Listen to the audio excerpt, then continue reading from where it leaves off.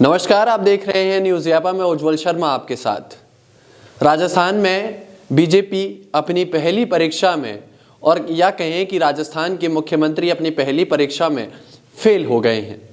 दरअसल करणपुर विधानसभा में हुए उपचुनाव में बीजेपी को हार का सामना करना पड़ा है और कांग्रेस के रूपिंदर सिंह कुन्नर यहां से 11,000 से ज़्यादा वोटों से चुनाव जीत कर आए हैं।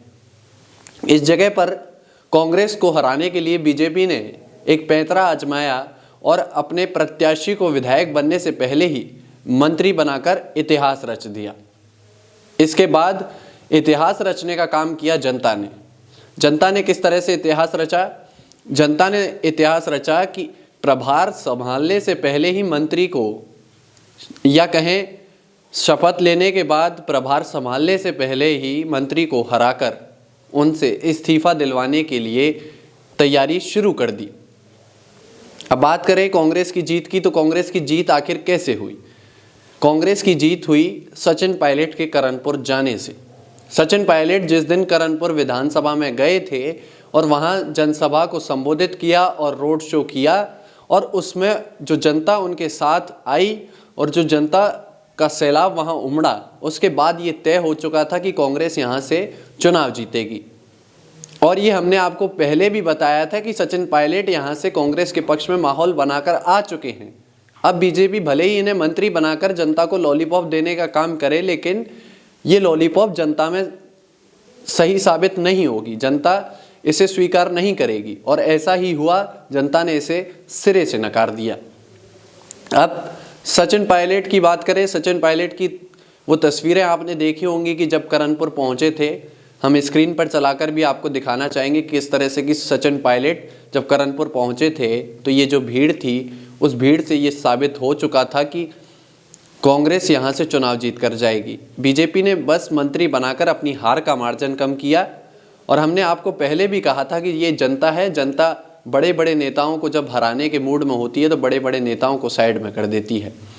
अब इस जीत का श्रेय सचिन पायलट के नाम हो चुका है, क्योंकि सचिन पायलट ही वो नेता हैं जिनकी सभा में इतनी भीड़ आई थी। उसके बाद गोविंद सिंह डोटासरा भी पहुंचे, उनकी सभा में भी भीड़ थी, लेकिन सचिन पायलट ने जो माहौल बना दिया था, उस माहौल को भुनाने का काम, या कहें माहौल को आगे ले जाने का काम गोविंद सिंह डोटासरा ने किया। लेकिन सचिन पायलट ने कांग्रेस की जीत वहां तय कर दी थी। ऐसे में एक बार फिर राहुल गांधी के भरोसे पर खरा उतरते हुए नजर आए हैं सचिन पायलट, और छत्तीसगढ़ में, या फिर कहें राष्ट्रीय महासचिव बनने के बाद सचिन पायलट ने पहली बार चुनाव प्रचार किया राजस्थान में, और अच्छे मार्जिन से कांग्रेस को यहां से जिताया। अभी तो कांग्रेस आला कमान के दिमाग में भी एक बात अब ये गई है कि हमारे पास राजस्थान में मजबूत चेहरे के नाम पर सचिन पायलट हैं। अभी भी सचिन पायलट का चेहरा उतना ही मायने रखता है जितना 2018 में कांग्रेस के लिए सचिन पायलट का चेहरा मायने रखता था। आज भी जनता के बीच सचिन पायलट की पकड़ उतनी ही है, और कहें 2018 के बाद 2 गुनी हो चुकी है।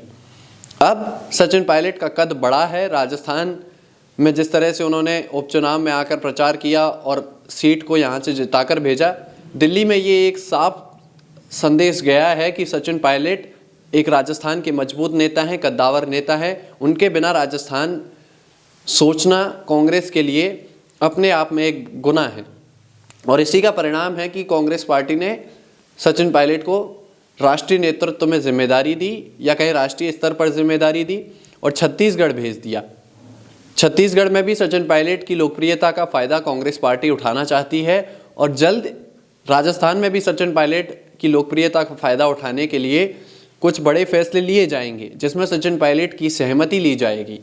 और आपको बता दें कि नेता प्रतिपक्ष का भी फैसला इसीलिए रुका हुआ है कि सचिन पायलट से सहमति ली जानी है।